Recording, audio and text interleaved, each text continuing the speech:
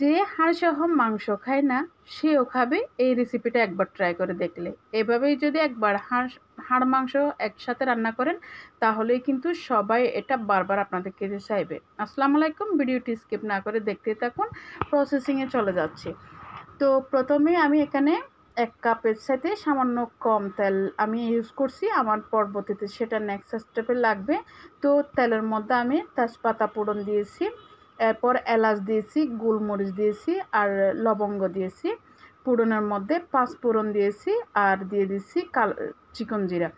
এই ফোড়নটা দিলে কিন্তু তেলের থেকে যে একটা ফ্লেভার বের হয় সেটা কিন্তু মাংস খেতে খুবই ভালো লাগে।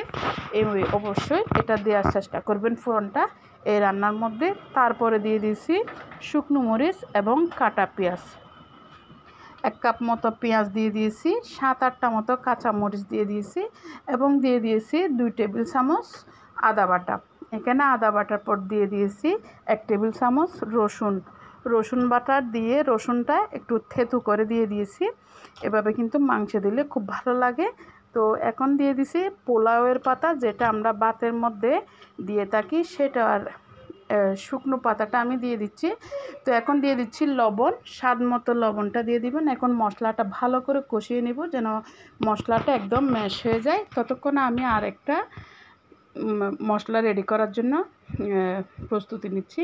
তো এখানে অ্যাড করে দিচ্ছি গরম মশলা আর যে ভাজা জিরা গুঁড়া দিয়ে দিয়েছিলাম 1 চামচ আর গরম মশলা দিয়ে দিচ্ছি 2 চা চামচ। তো এখন মশলাটা আমি রেডি করে নেব। মশলার মধ্যে এখান থেকে অনেকটা মশলা আমি অ্যাড করে ফেলেছি। এখানে আমি যেটা ব্লেন্ড করব সেটার মধ্যে শুকনো মরিচ, বাদাম আর সরিষা এগুলা নিয়ে আমি ব্লেন্ড করে নিব। এই রান্নার মধ্যে কিন্তু এই মশলাটা না দিলে কিন্তু আসলে রান্নাটা জমবে না। তো এটা ব্লেন্ড করার পর আমার মশলা একদম কষানো হয়ে গেছে। এর মধ্যে দিয়ে দিছি 2 চা চামচ হলুদ গুঁড়ো আর ধনিয়া গুঁড়ো 2 টেবিল চামচ, এরপর মরিচ 2 টেবিল চামচ দিয়ে এবার ভালো করে কিন্তু কষিয়ে নেব। এখন আমি যে মশলাটা ব্লেন্ড করে নিয়েছিলাম সেটাও কিন্তু অ্যাড করে দিয়েছি। অ্যাড করে দিয়ে এখন মশলাটাকে খুব ভালো করে কষিয়ে নেব যাতে মশলার থেকে তেল বের হয়। যতক্ষণ পর্যন্ত ভালো করে কষানো হবে না ততক্ষণ এটা কিন্তু নাড়াচাড়া করতে থাকবেন যেন লেগে না যায়। এখন আমি এখানে 1.5 কেজির উপরে গরুর মাংসের হাড় নিয়েছি, একদম বড় বড় সাইজের সেগুলাই মাংস সহ হাড়। এই মাংসটা নিয়ে প্রায় 2 কেজি কাছাকাছি মতো, 1.5 কেজির সাথে উপরে মাংসটা নিয়ে ভালো করে পরিষ্কার করে ধুয়ে এখন আমি চুলায় মশলার সাথে অ্যাড করে দিলাম। মাংসটা অ্যাড করে দিয়ে একটু ভালো করে নাড়াচাড়া করে মশলার সাথে মিশিয়ে নেবেন। এরপর এখন আমি একটু ওই যে ব্লেন্ড করেছিলাম, ব্লেন্ডারে যে মশলা ছিল সেই বাটি ধোয়া পানিটা ধরতে গেলে আমি এখানে অ্যাড করে দিয়েছি।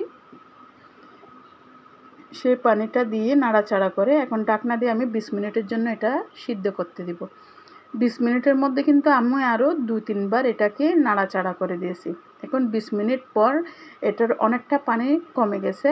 তো এখন আমি এখানে অ্যাড করে দিব আমাদের দেশের যে আলু আছে, দেশীয় আলু ছোট ছোট, সেই ছোট ছোট আলুটা আমি এখানে অ্যাড করে দিব। এই আলুটা কিন্তু খেতে খুবই ভালো লাগে এই হাড়ের মাংসের সাথে। তো এখন আমি কিছুটা পানি দিব। আপনার পানিটা ঝোলটা আপনি কিভাবে রাখবেন আপনার পছন্দ মতো রাখতে পারেন। আলু যেহেতু দিচ্ছি সেখানে আপনি একটু পানি, মাংস সিদ্ধর জন্য পানি দিতেই হবে। আরও 20 মিনিট পর্যন্ত আমি এটাকে রান্না করব।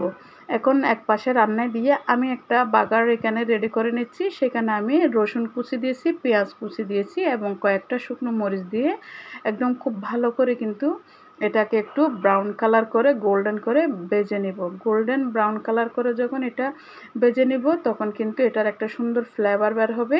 আর ঘন নাড়াচাড়া না করলে কিন্তু পেঁয়াজটা ভালো করে বেরেস্তা হয় না, এজন্য ভালো করে নাড়াচাড়া করতে হয়।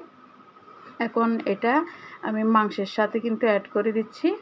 এটা দিলে কিন্তু রান্নার যে আলাদা একটা ফ্লেভার এবং সুগন্ধযুক্ত হয় সেটা হয়তো আপনারা যখন রান্না করবেন তখন বুঝতে পারবেন।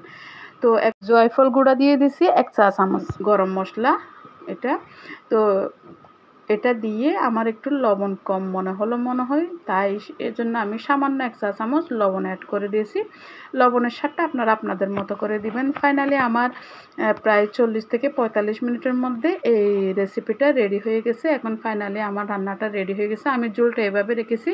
আপনারা যদি চান ঝোলটা একটু কমিয়ে বাড়িয়ে নিতে পারেন। তো এভাবে একবার ট্রাই করে দেখবেন। এটা খেতে কিন্তু আপনারা সাদা রুটি, পরোটা, চালের রুটি, সাদা ভাত, হ্যাঁ, নান রুটি যেকোনো একটা দিয়ে যদি একদম জমিয়ে খেতে পারবেন। একবার ট্রাই করে দেখবেন। রেসিপিটা যদি ভালো লাগে অবশ্যই কমেন্ট করে জানাবেন। ধন্যবাদ এতক্ষণ ভিডিওটি দেখার জন্য। আসসালামু আলাইকুম।